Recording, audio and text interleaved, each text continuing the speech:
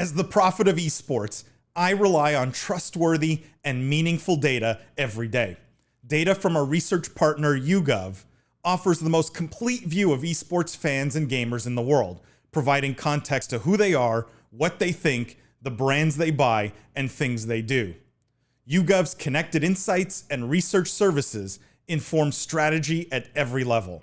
If you're a team, a brand, agency, or rights holder, you should be talking with YouGov. Their partners measure and maximize ROI and are telling compelling stories with data. Visit yougov.com/gaming-esports to learn more. Let's talk about Nintendo. Okay. Nintendo was in the news because they announced that they're going to be opening a museum by 2024. And it will be Nintendo's first ever museum. It will be dedicated, obviously, to their characters, to their games, to showcase their products over the years and their philosophy with the public. That's how this has been framed. And it will plan to be open by March 2024. And it will be located, I don't know if you know where this is, William. I know you know Japan quite well. Uji City, Kyoto. I don't know what kind of, is that in the middle of nowhere? Is that a big city? I'm not sure. I don't know, I can check, but it makes sense that they open in Kyoto because that's where I think Nintendo was originally founded. So I think it has some historic resonance. You know what I mean? My question with this one, guys, is there any other gaming company that you think could make a museum successful? Jimmy, you're on mute.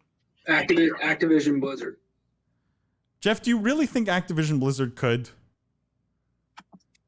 I mean, I think the Blizzard has a pretty incredible history of and great franchises, and Activision has Call of Duty, which has about 1 billion titles and 1 trillion copies sold. So, yeah, I mean, I think of all the major publishers, they probably have the most diverse title set in terms of, they have like 7 different billion-dollar franchises, and they have the long history, right? They've been, some of these franchises go back to the early 90s or mid 90s.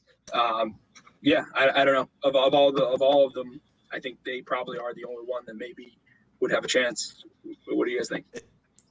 I totally agree with Jeff, like in the sense that they have the pedigree and the games for it. If this was Blizzard of 8 years ago, I would have said, yes, they would do it. Blizzard now cares too much about cutting costs, I think, to ever do that.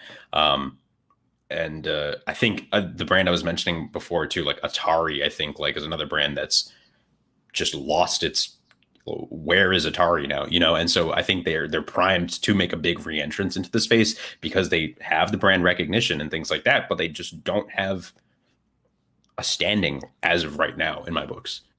But like, what is the exhibit at the Activision Blizzard Museum look like? It's like, here's generic soldier number 7 from Black Ops 2, right? Like, who cares about William? Well, sorry. I mean, I sort of, how to say this, like everything but a TV show. You'll do everything. True. You'll It's open true. a museum before you do a TV show. Like, but like there is a legacy in Japan of these corporate museums, is my understanding. You know what I mean? Like, I think the fact that this is in Kyoto, if this were really being opened as a statement, I think it would be in Tokyo, right? It would be like in Akihabara, like Electric City, right? Like, I think the fact that this is in Kyoto says to me that this is a lot more about the corporation recognizing itself and setting up corporate history and sort of some internal looking things. And again, the fact that like they haven't done a TV show yet tells me like this is, I don't believe this is purely consumer driven in its motives. I do think a lot more companies today, particularly entertainment companies, can get away with museums though. I mean, if we're going to seriously have a discussion, like I think you would go see a Sega museum. I think if Sega opened a museum in Cincinnati and you were in Cincinnati for a day and you were looking for stuff to do, I guarantee you'd go to the Sega museum. You'd be like, oh, I remember Sonic. He's great. Whoa, that was the prototype of the Genesis. Like, I mean, like, I remember Sonic. Yeah, totally. I completely Like, agree with you. And I like remember. Nintendo's store, I think, Yeah. is a good model for that. Because like have a Sega store and have a museum in the Sega store. Like, Yeah, and like you joke about what are you going to see, but like there is a history to these things. You know, you'll see like the original concept art. You'll see the games that didn't get made. You'll see like originally, you know, like you'll see like you'll get to play a classic and remember Project how Titan. weird it was. Ooh. Yeah, like I mean, like Interactivity, there's what you just mentioned. what? I'm sorry, you just mentioned interactivity, right? Being able to play the games, replay them, have these, like Paul, I don't know what your mount was in World of Warcraft, but what if they had one that you can sit on and take a picture and like play, right? Like I would I had hop the on. rarest and most difficult mount to get of all time. I had the Winter Saber mount. You had to do the same quest 2,000 times in a row. It was the mount no one got, okay? And Don't you want to sit on that in the Warcraft museum and take your photo? But like people go to the tennis Hall of Fame, right? Like, what do you do at the tennis Hall of Fame? Look at pictures of people who were good at tennis. You know, like, I mean, this is a game museum has the capacity to be a lot more interesting than a lot of other museums we go to, is the point I'm making. I just want to read Cam's comment because he knows me so well. Jimmy, I'm so glad you asked. Yeah, I was like, what quest did you do 2,000 times, Paul? I want to get caught up on some comments here. Cam, you were asking before about do these games count towards the card collectors? I don't. You'll have to go check the full report. They do name some of the examples, but none of those were in there, so I'm not sure. Ramsey, where do I buy a ticket? Taking my kid for sure.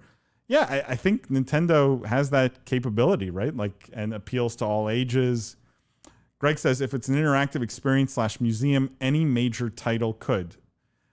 I think both Jimmy's and William, you guys sort of agree on that, right? That you could make this work with any interactive sort of experience. Yeah, I'd spend 3 hours reading about Diablo 2. Like I spent, watched their 4-hour panel, like all the way through, just combed through it. Like I'd love that experience. And I don't think I'd be alone either. Wade says Pitfall Harry Jungle Adventure. I need people on here. Help me with this reference, guys. Isn't that a reference to Pitfall, one of the original like Atari navigation games? Like, I think he's like these are all classic Atari titles. Yeah. Yeah, and Wade had commented on the Art of Atari, I think 2 weeks ago when we were talking. So he's always here for us. Thank you, Wade. Ramsey says, agree with Paul. There aren't any defined characters in Activision Blizzard. I want to see Pikachu and Mario over 20 years. I mean, I would I agree. I think there's more in Nintendo.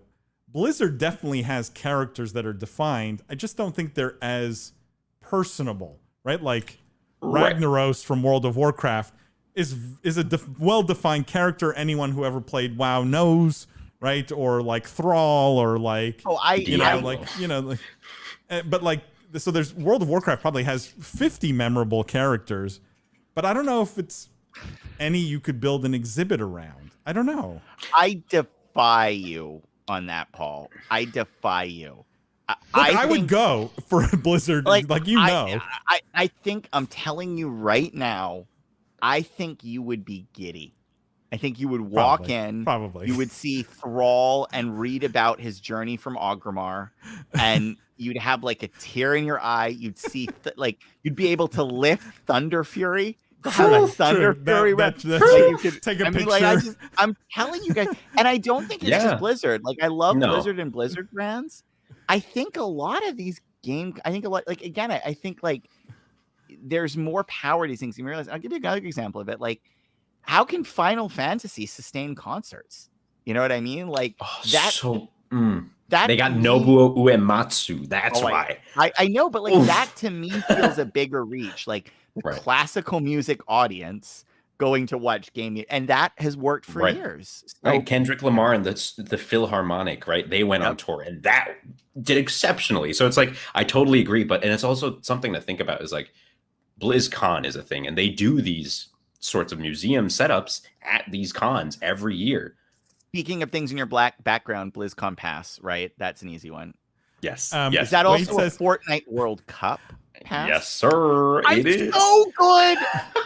So good. Yeah. It's really hard to see. Wade's building, while you guys are chatting, Wade's been building more of a theme park than a museum. We've got Pitfall Harry Jungle Adventure and Echo the Dolphin Aquatic Show, which I love. But this is where, guys, I push back a little bit. And Lindsay, let me ask you this. Like, is this are games more theme park material or museum material? You know what I mean? I feel like everything we're talking about is a little more theme park-ish. And maybe it's the difference theme is parks just good museums. Yeah, I was going to say, to be fair, Hershey's theme park also has a Hershey's museum right in it. True. There's a chocolate tour. I mean, ¿por qué no los dos? Semantics here, I guess. Yeah. Greg says we can see an ET the game experience at Atari World. True. What would that be like? Wade corrected me here. Yeah, Pitfall's an Activision title, one of their oldest. Some clip room showing the Leroy Jenkins crew.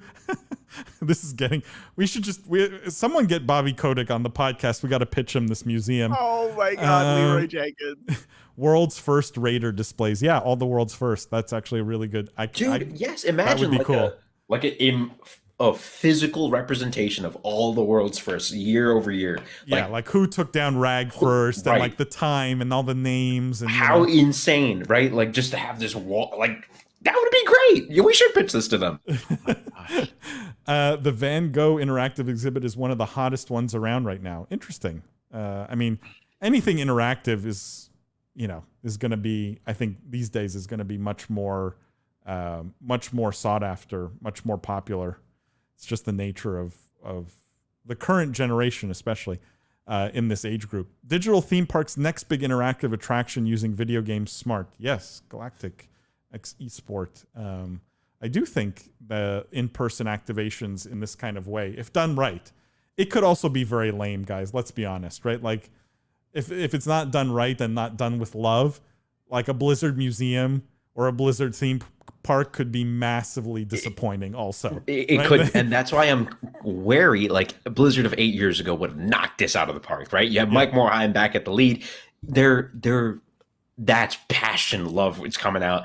Now I'm a little more concerned. I might even envision that the museum would be a hotspot for protesters to just set up a spot and be protesting them year round because they can't go on Blizzard campus right now. You know what I mean? Like, no more mobile games on just all the international politics things that are going on. It's just like there's so much going on in the world of Blizzard. I love Greg's comment here. For adults, Leisure Suit Larry World. Oh my God.